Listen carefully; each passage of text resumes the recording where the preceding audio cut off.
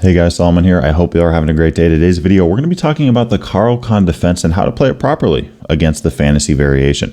I mean, GothamChess in particular has been making some content on the fantasy, which has helped increase its popularity over recent years, and it might seem intimidating, but if you know what to do, you're going to be more than okay. All right. In fact, if anything, white is actually the one that can mess that position up pretty quickly, depending on what level you are at.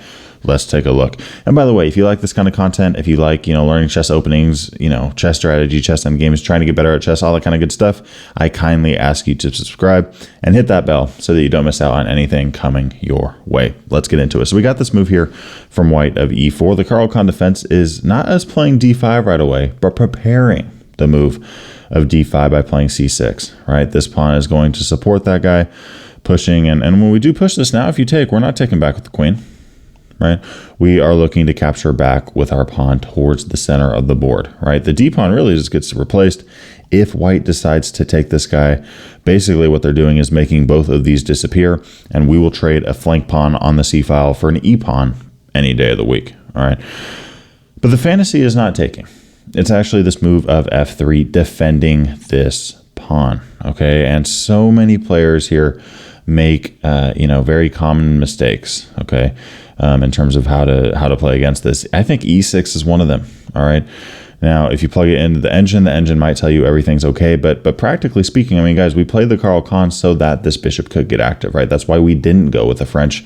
So why are we playing e6 and c6 at this point in the game? I feel like that gives white a pretty easy and steady road ahead. What we have to do here, and I encourage you to memorize this. In fact, memorize this and memorize, different lines throughout this video. Watch it through a few times. We're taking on e4. Okay, we're capturing on e4, and now against f takes e4, which by the way is the only move that gives white a positive evaluation in this position. We are playing e5. Key idea: you must play this. Okay, again, we're not playing passively here. With e6, this gives white a ton of space, an easy game, a lot of room to maneuver their pieces and play attacking chess. We have to strike this center immediately. Okay, before it gets too strong with the move of e5. So again, if you see f3 with the fantasy, don't play passively here, right? You can take that pawn and then play e5 immediately. Now, there's a lot of different things that white can do here, but let's just answer the question, right? Why can't white just take this pawn? Well, because we're simply better now. We're playing queen h4 with check. And yeah, I mean, the computer likes king d2. Right, but I mean, let's be honest, guys. Who's going to play king d2 in a game? King e2 just doesn't make any sense at all because obviously we get check on top of taking the pawn. And if g3, I mean, this is even worse because we take with check and guess what? The rook falls. Okay, a little zigzag action here from the queen. And yeah, just a winning game for black. I mean, we're already up 5 points in material and it's move 7. We'll take it. By the way, this whole queen h4 check idea, this is a threat, right? The moment we play e5, we are threatening this move. And the reason it's so dangerous is because it's a short side check. In chess, you have a king, right? And there's two different diagonals, in which case your pieces can attack that king. Now, on this side of the board, the king side, we have the short side check, right? And on the queen side, we have the long side. Pretty self-explanatory. I mean, 5 squares here, 4 squares there. The reason that the 4 square diagonal is so dangerous is because none of white's minor or major pieces can block it based on their starting positions, okay? For example, let's just say here we played the move of queen a5 with check. Is white scared here? Are they worried, right? Is this king in major danger? Does it need to start running away for its life? No, right? White could block here, white could block there, white could block here, white could block like that. They have a lot of different ways that they can block with their minor pieces. Okay, we're not even counting pawns, we're just counting pieces, right? But instead, when we play the move of queen h4 check, right? By the way, guys, we didn't move like that, right? We just played here to here. Are there any minor pieces that can block? Nope, the rook can't, the knight can't block, and the bishop definitely can't block. So now what happens is, okay, you got to move a pawn, in which case, thank you for the pawn and the rook, or you got to run away with your king. In either case, it's not looking very pretty. And by the way, if you see a move like king up to d2 or something, you can always play queen g5 check, queen f4, whatever, snatch off this pawn. You're going to be able to castle. White will not be able to, and they're going to have an isolated pawn, which is going to be a big target on e4. So that leads to a great game. And this whole queen h4 check idea applies to a bunch of different moves here from white, okay? If you see d5, guess what? Queen h4 check. Black is simply better, right? If c3, guess what? Queen h4 check, right? If bishop e3, queen h4 check, great move. Okay. What does white need to play here? The only move, again, by the way, that gives white a positive evaluation is knight f3. Okay, supporting this pawn on d4, but more importantly, covering h4. Okay, now there's a lot of different moves here that are played in online chess. I'm going to be giving you one that's a little bit more underrated. Okay, a move that your opponents might not be too familiar with. Maybe they haven't even seen it before. Okay, but Stockfish loves this move, and on top of that, it performs very well online. And that is this move of bishop e6. This is my recommendation, and it makes sense that this is, you know, not the most popular move because, I mean, yeah, it just looks weird, right? I mean, we have two pieces, you know, a piece on f3 and the pawn on d4 attacking our pawn on e5, and we just go, you know what, we don't care. Just take it, right? Now, first off, yet again, if knight takes e5, queen h4, boom, you just gave us that source side check again, g3, boom, boom, we win the rook, right? So the king's got to run again. Black is better. What other moves does white have here? Well, the most popular response online is c3, but let's go over some other moves that we could see. Okay, now first off, with d takes, notice now the knight still covers h4, right? Now it's very interesting. Usually in a position like this, I would recommend that you guys take on d1 because their king will not be able to castle. Your king will. That's a major advantage. But I would say in this particular situation, I actually wouldn't trade queens. Okay, partly because we're down a pawn, and that pawn is on e5. Here we got to play this move of knight d7, okay? And potentially this queen could get into the action of attacking that pawn, but most of the time it's actually not. The reason I like keeping queens on the board here is because white has overextended their position, okay? I mean, if you look at these, you know, the central files, the pawn on f2, they're not even there, okay? We got pawns all the way up here and a lot of diagonals that black can take advantage of. One of these is a7 to g1. Okay, now this queen, you don't have to come to b6. There's a lot of good squares that this queen can go to, depending on how you want to play it. But I like queen b6 because it prevents white from castling kingside. And on top of that, you eye this pawn on b2. So whenever this bishop moves, you can think about snatching that guy off. Okay, white here with a very awkward position. Black on top of that, ahead in development. And okay, what does white get out of this? They're up a pawn. But is white going to be able to defend that pawn for the rest of the game? It's hard to imagine. Okay.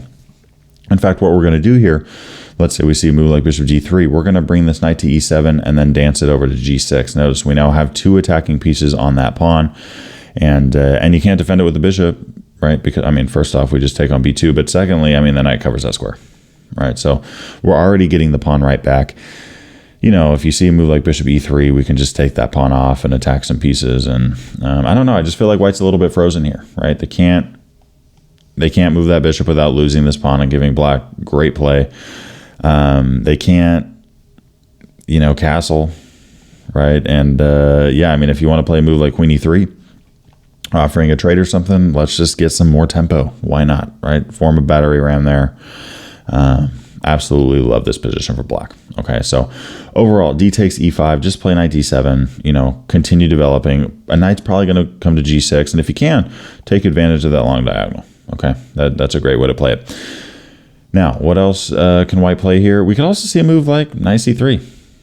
Okay, white here just, you know, developing a minor piece. What happens if they just throw their knight out? Here, there's a couple of different moves. I'm actually going to recommend either one. Okay, I don't think one of them is like, oh my gosh, way better than the other. I do have a preference, and I'll explain that. But overall, I think either one of these moves work. Okay, either one. All right, the first move is this idea of e takes d4. Okay, this is played quite a bit, just taking the pawn off the board. Again, if you take with the queen, we could take, but honestly, knight d7, and at some point there, that queen right in the center of the board is going to give us an opportunity to develop with tempo. So even though the queen's in the center of the board and it's all dangerous or scary, it's really not, right? If you bring the queen out too early in the game, most of the time, it's just going to become a big old target, and it's going to give you the ability to develop your pieces in a fast manner. In this case, we have this move of knight takes d4, which is the engine move. You got to play this move of bishop b4. This is a key idea, okay? Pinning this knight to the king on e1 and really putting the pressure on white here. Notice you can't relieve, you know, the pin there with a move like bishop d2 because the knight simply hangs on d4. And we're going to go over the most popular option here for white with knight takes e6. But by the way, if bishop e2, I just want to say, okay, in a position like this, You have some options. One of them is knight f6. That's a good move here, just continuing to add pressure onto that pawn. You could also play queen h4 check, but if g3, please just bring the queen back. Just bring it back, okay? Just bring it back. In this case, by checking, you actually made white's, pawn structure more advanced and more weak because of it, giving us more outposts and squares to work with. But you don't want to take this pawn, okay? First off, the computer hates it. Secondly, it performs terrible, okay? White here can castle. And it's kind of interesting. I mean, at first sight, it doesn't look too bad for black. We're up a pawn. But once you really start looking at it, we only have 3 pieces developed. White has 1, 2, 3, 4, 5 pieces developed. And we're in a pretty open position. I mean, literally the E and D files have no pawns on them, right? If you highlight all these squares, there's not a single pawn. And we still have to make a move here as black, right, to get ourselves in a position to castle, and our queen is being attacked. Okay, if you play a move like, bishop takes, pawn takes, knight d7, that's the best way to go about this, but you're still going to see moves like, rook e1 or bishop f3, the knight's eyeing your bishop. It's just not a lot of fun, and black doesn't seem to survive this very long. But let me know down in the comment section below, do you like this position? Would you want this position as black, right? Some players like to be up a pawn, playing defensive chess. I'm actually one of those, but in this case, I mean, almost a +2 advantage for white. It's just hard. It's just hard when our pieces aren't out, and there's a bunch of rays going towards our king. If I'm up a pawn, I prefer a position where it's actually defendable, not where I need my opponent to make a mistake. Okay. All that to say, right? Again, if you do throw in that queen h4 check idea and they block, just bring the queen back to e7. You're chilling. You're in business. You can keep, eyeing up that pawn at e4, and it's going to be a more closed position, one that's more in your favor.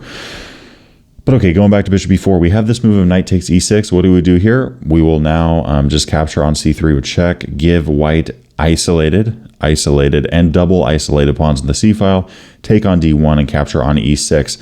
It's very interesting here. I think a lot of players might prefer white because of the bishop pair. I love knights in the endgame.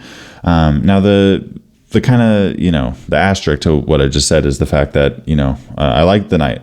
Okay, I like the knight versus the bishop because with the knight, you can touch any square. Sure, the knights are a little bit slower, but the knight can get to any square on the board. The bishop can only get to half. So when I'm playing against the bishop, if it's on a dark square, I just put all my pawns on light squares and the bishop can't even see them ever, right?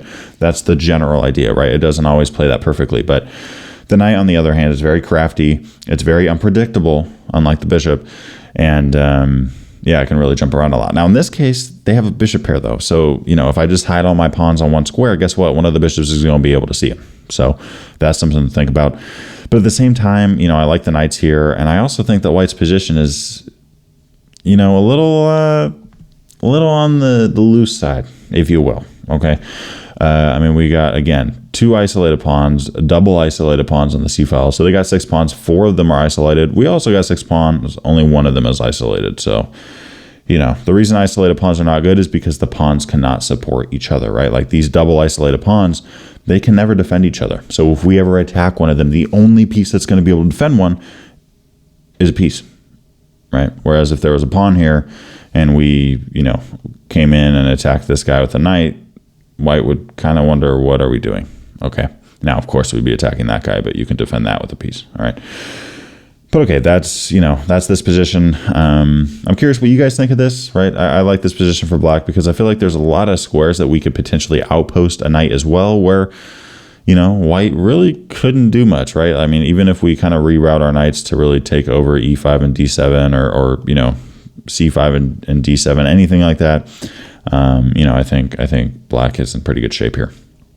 But okay, we go back to this move of bishop e6. So again, knight c3. You can take this pawn on d4. You can also play the move of knight d7. Okay. Now, knight d7 is a move that I like quite a bit.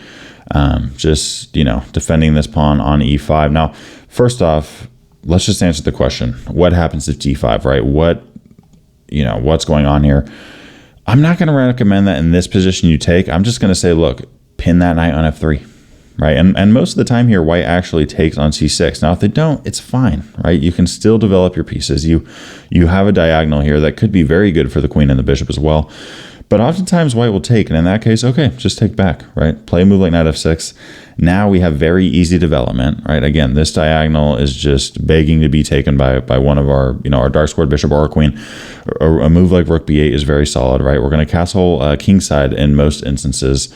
And yeah, we have a practically dead even position.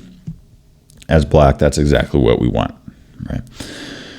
Now, again, after d5, right, we bring that bishop to g4. And, I just want to stress the fact that in this kind of position, we're okay, right? Just develop your pieces. You don't have to try to win this game right away. Just develop your pieces and you're going to be in business. Now, what happens if white plays a more slow approach, right? With a move like, bishop e3. Well, in this case, let's just develop our knight. Okay, and you don't have to be worried, right? I mean, a common concern is white taking on e5. The issue here, guys, that you have double isolated pawns, and the pawn is on e5. And based on white's piece placement, it's just going to be very hard for white to bring in any reinforcements. Like in this case, we play knight g4, right? We're doubling up on that pawn. Bishop f4 is not very good because bishop c5 comes in and knight f2 is a threat, and that's just not very fun for white. So bishop d4 is played. Okay, let's, we can develop a bishop if we want to.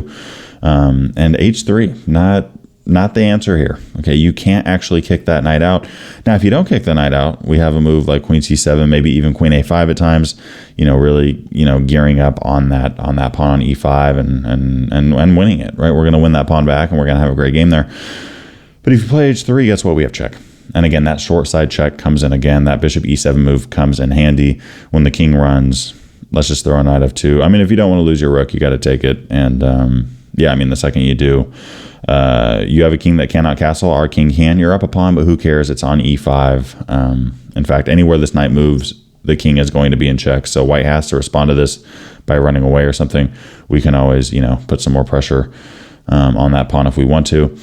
Let's say white, throws their queen here. Okay, let's play queen b6. Right? Those are just some moves that you have available. Okay. You can also think about castling. You can think about, dropping the bishop out if you want to. There's a lot of different moves that you have here. Queen b6. At the end of the day, I just think white has a very uphill battle ahead. If I'm playing white here, my king doesn't feel very safe. I have a pawn on e5 that's impossible to defend. Okay, let's just be honest. And yeah, on top of that, we're, feels like we're a little bit behind in development. So all I'd say, knight d7, great option for black. If they push with d5, just develop the bishop, bring the knight out. By pushing that pawn, you're giving us the c5 square. And if you take, there's a lot of different ways that we can go about that. I mean, including really just going for that idea. By the way, if they take, it kind of just transposes into the previous line, that previous idea, right? Like here we could play a move like queen b6 and, bring this knight in, bishop c5, all that kind of good stuff. All right. So, okay, we go back to bishop e6. Now, what about the main move, though, of c3? Now, in this case, okay, what we're going to do is we're just going to play knight d7 yet again, okay? If we see a move like d5, which is not very common in this position, in this case, I think taking is a good idea. White doesn't have a knight supporting that pawn anymore. The pawn's a little bit awkward. We can now pin that knight on f3 to the queen. Yeah, black there again with a very solid game. A lot of squares to take advantage of. And going back, right, if we see a move like bishop d3 here, very common, we can simply play knight f6. By the way, if you take on e5, we now have knight g4, right? And now, a move like queen b6. Okay, we're threatening mate, by the way, on f2. So you kind of got to respond to that. And the second you do, let's throw a knight in. So many threats here, so much activity, right? Attacking d3, attacking b2. Maybe your rook's going to come into the action as well. And if a move like knight d4, which is the computer move, by the way, we can actually take on b2, right? Amazing tactic from black. I mean, we're looking to take the rook, and if you capture the queen, we just lost a queen for a pawn, but then we win a bishop and a queen. And because of this, we are up 3 points of material. This knight can get out very easily whenever it wants to. Black is simply crushing this, okay? So playing d takes e5, white can get into a ton of trouble there. And if you castle, okay, I mean, we could play a move like bishop d6, develop with queen e7 against knight g5. I wanted to mention this move because, this might seem a little bit scary. I personally would recommend just developing the queen. But it's kind of interesting. I mean, if they take, you could take with the queen, but I think f takes is actually a little bit better, okay? We do have double isolated pawns, and I've been talking all video about how that's bad for white, right? Having double isolated pawns. But in this case, okay, we do have that, but it's not going to stay like that. It's just not, right? Let's say here white plays a move like knight d2. All right, let's take and let's push. All of a sudden, we only have an isolated pawn, and it's attacking d4. You know, the computer move here for white is knight c4, in which case it says black should castle queenside. If white ends up taking on e5, though, this is not a good idea. Okay, the reason this is not a good idea is because we take with the knight. We have 4 very active pieces. I mean, a move like castling queenside on the way, and white has to be careful here. I mean, we have a huge edge in development.